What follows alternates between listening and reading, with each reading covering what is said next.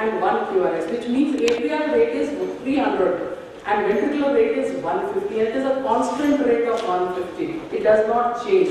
And here is where I am showing you the P waves. Look at these P waves, and please never forget these P waves, because 2-3 AVM, the inferior leads, have it like an inverted right side. These are the sawtooth waves which are seen in atrial flutter. Right? Agreed? Everybody agrees? In case we are in confusion, we have to do a very simple maneuver to see these flutter waves. What do we do? Exactly. We do a carotid sinus massage. You do a carotid sinus massage, you stimulate the vagus, there is an AV nodal block, the conduction will get slow and you are able to unmask the flutter waves. How do you do a carotid sinus massage? Anybody? Yes, Doksa, please. Take the mic. Required cartilage to the anterior wall of the cerebellum mastoid, and indicator will massage it in a circular motion. In a circular motion for about 30 seconds. Okay. So the first ECG is a baseline ECG. It's a baseline ECG of the patient who presented to us with tachycardia. Any interpretation, please? What does the baseline ECG show first?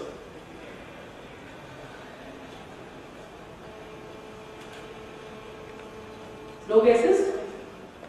There is a baseline. This is a sinus rhythm. It is showing a right bundle branch block. Does everybody agree with me?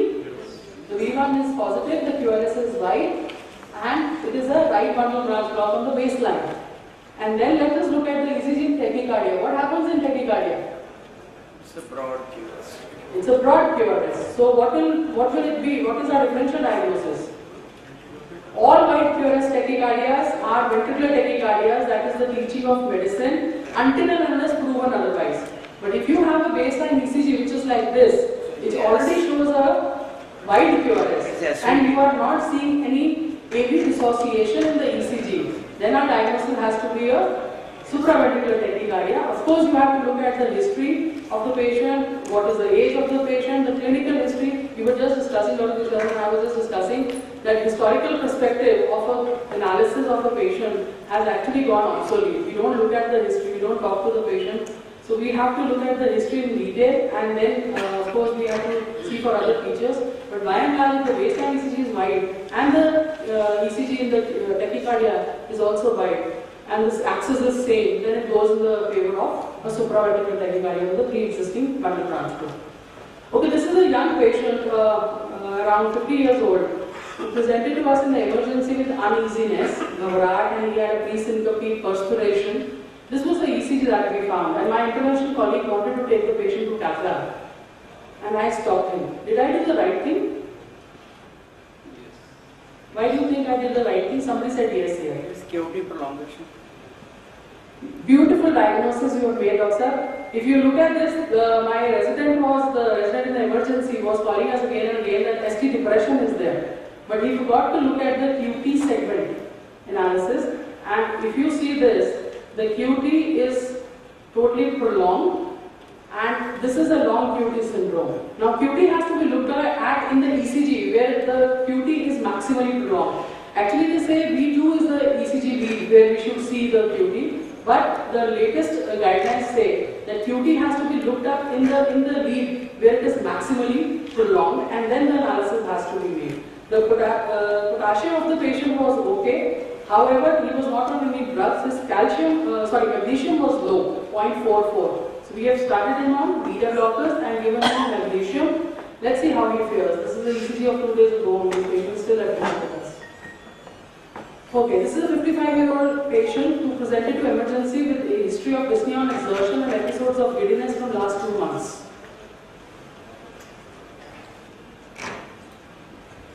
Let's take somebody from here, please. This is the ECG showing a complete heart block, right? Now, why I showed this ECG was because most of the time, whenever we see a ECG and we look at these 2 P waves here, we tend to make a diagnosis of 2:1 block. Kindly remember that whenever you are making a diagnosis of 2:1 block, the PR interval of the conductive beat has to be always constant. If the PR is varying with every beat, then it is a complete heart block, it is not a 2:1 block.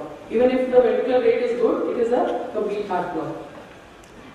Okay, let's go to something more interesting.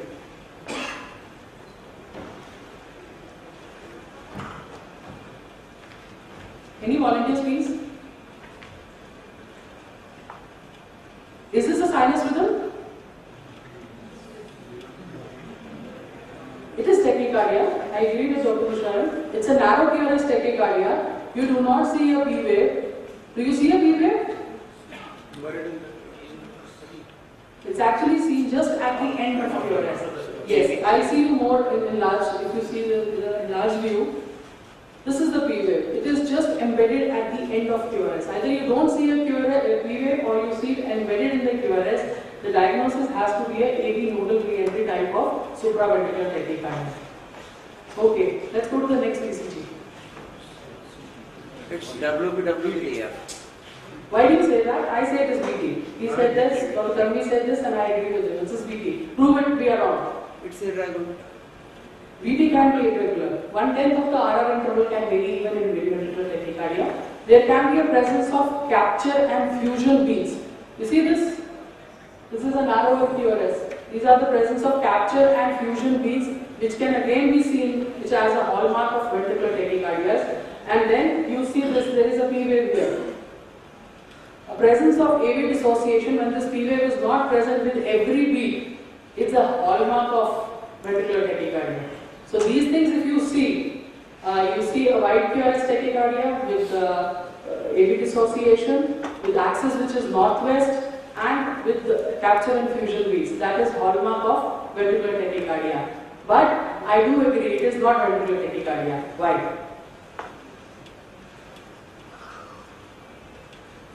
Concordance is not. Sorry? Concordance. Delta waves. Positive concordance. Who said delta waves?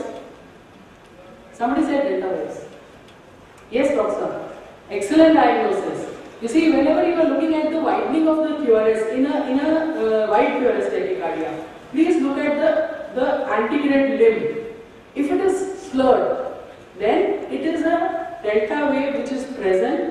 You have to look at the patient's ECG in the sinus rhythm to see whether there is a pre-excitation syndrome that you are dealing with. And this initial slurring, this is never present in ventricular tachycardia. Ventricular tachycardia, the antegrade limb will be just straight. It will be the retrograde limb which is going to be slurred, which is going to show a notch. So this ECG is typical of what Loksab said, actually an AFib with the WPW syndrome. So you have to be sure what you are dealing with. However, if the patient is hemodynamically unstable, all you have to do is cardiovert the patient and get him out of that, right?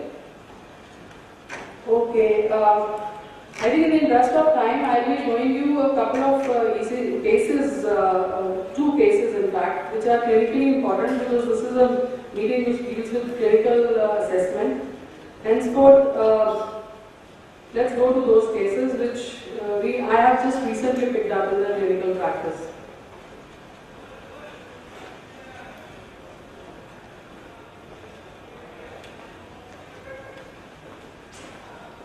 Okay.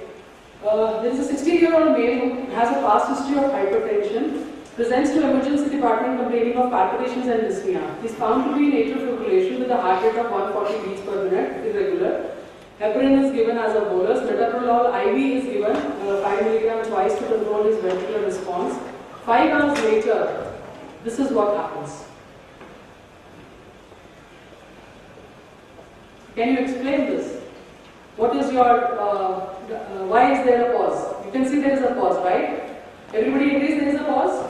Why is there a pause? I have 3 options. Let me see what you think. When atrial fibrillation terminates spontaneously, there is a transient complete heart block. Atrial fibrillation terminates and it takes several seconds for the sinus rhythm to resume because of metoprolol that has been given. Or AF terminates, but it takes several seconds for sinus to resume because of sinus syndrome. C. Second? C. Are you sure?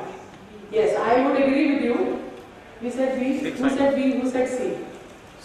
C. Yeah, I would agree. It is C. Why I am saying this is see the first of all, complete heart block has got nothing to do with atrial fibrillation termination, right? It is a priority arrhythmia which is going on in the atria. If it has to do something, it has to do with the sinus node. Secondly, metoprolol, IV metoprolol, 5 hours later, IV metoprolol is nowhere in the body.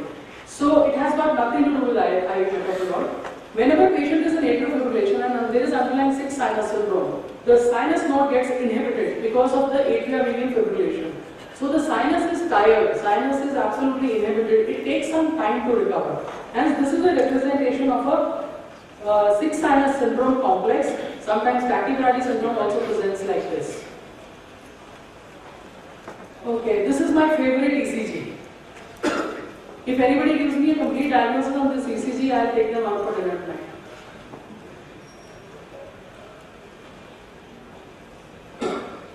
My time is almost over, please. Sorry? Hypertrophic cardiomyopathy. 1. Anything else? Sorry. Sorry? AF with CHP. You said AF with? CHP. Why do you say that? Fixed rate. Temporary rates. Actually, he deserves to work for dinner. This is absolutely right, what he has said. You see, most of our patients that have atrial fibrillation, they have varying QRS. You know, varying heart rate, RR interval variation is a hallmark of atrial fibrillation, along with the absolutely bizarre atrial activity. But here you see the ventricular rate is totally fixed. Whenever you find that atrial fibrillation patient is having a fixed heart rate, there has to be an underlying complete heart block, right? And if you look at the tall T waves, you know, the reverse Lavoisier sign, most of the patients AFib are having an underlying valvular heart disease. You put these patients on digoxin and never look back. These patients may develop hyperkalemia, because of which they may have a digoxin toxicity, and they may come back with this rhythm. You stop digoxin, improve hypokalemia, you improve the potassium levels, and everything gets reversed. However, there is one more thing in this patient. The patient has a right bundle branch block. That means there is an underlying conduction system disease. So such patients who have underlying conduction system disease, of course, end up having a pacemaker rather than just being left on medical therapy alone. So be very careful when you are using digoxin. This has to be, it is a very beautiful drug, but it has to be used with a caution. Okay. I want to show another case, which is a very interesting case I came across.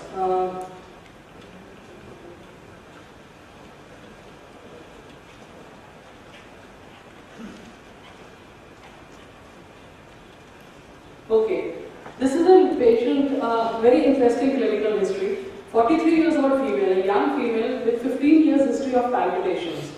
Her ectoderm was normal. My intervention colleague also did an angiography which was totally normal. And she presented to us with this ECG, which was during palpitations. For 15 years she was having this palpitation, and she used to get recurrent symptoms and used to feel very, very unwell, perspiration, giddiness. So please give a diagnosis on this. Would you like to see the baseline ECG? Yes? Okay, this is the baseline ECG. This is the baseline ECG of the patient. So we can see that there is a baseline ECG shows a right bundle branch block with a normal axis. PR is normal. And now we go back to see the tachycardia ECG. SVT with aberrant conduction. SVT with aberrant conduction. Very interesting diagnosis you have made, sir. Because you see the right bundle at the baseline, I told you if you have to look at the pre-existing ECG also in these patients. So we just discussed that. But if you see here, there is a right bundle branch block, but look at the axis. Did you observe the axis? The axis in the baseline is totally normal, and here it has become right axis. So how do you explain that? Supraventricular tachycardia, never heard of a northwest axis or a right axis. Right bundle branch block with the right axis. Anybody else with any other diagnosis? LV is totally normal. Can it be VT? You've heard of normal heart VTs? A normal LV function can also, it you have patients who go into a fascicular VT or a RVOT VT or a left ventricular outflow tract VTs, and this can be a left ventricular outflow tract VT with a normal LV function. It can be. It's a right axis, you know. So unusual for very unusual, very rare for SVT. So I had, I was actually, what you said was the diagnosis that SVT with aberrancy was one thing which came to my mind when I saw this baseline ECG. And the second was ventricular tachycardia. I thought it was a normal heart with the ventricular tachycardia. Fascicular VT, which is not very wide, it comes from close to the left fascicle. It is a circuit that is between the left and the right fascicle of left quadrant branch block. So I took the patient on the table. However, I digged into the history and I found an old ECG. This is of 2006 if you see the date. This ECG, there is no right quadrant branch block. This is a normal ECG. So what happened from 2006 to 2015? The patient by her physician was started on quadron.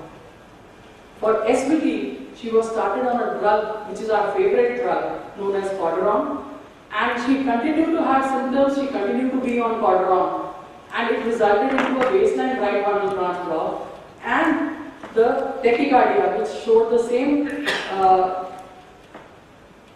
last ECGs. Okay, so the tachycardia which we induced again in the lab, same white QRS tachycardia with the right axis.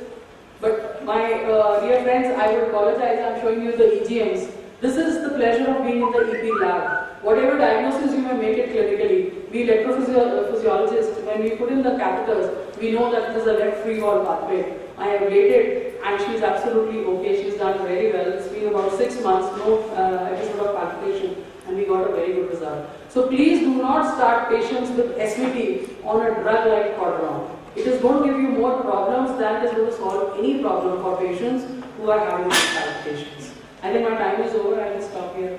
Thank you so much for your patience.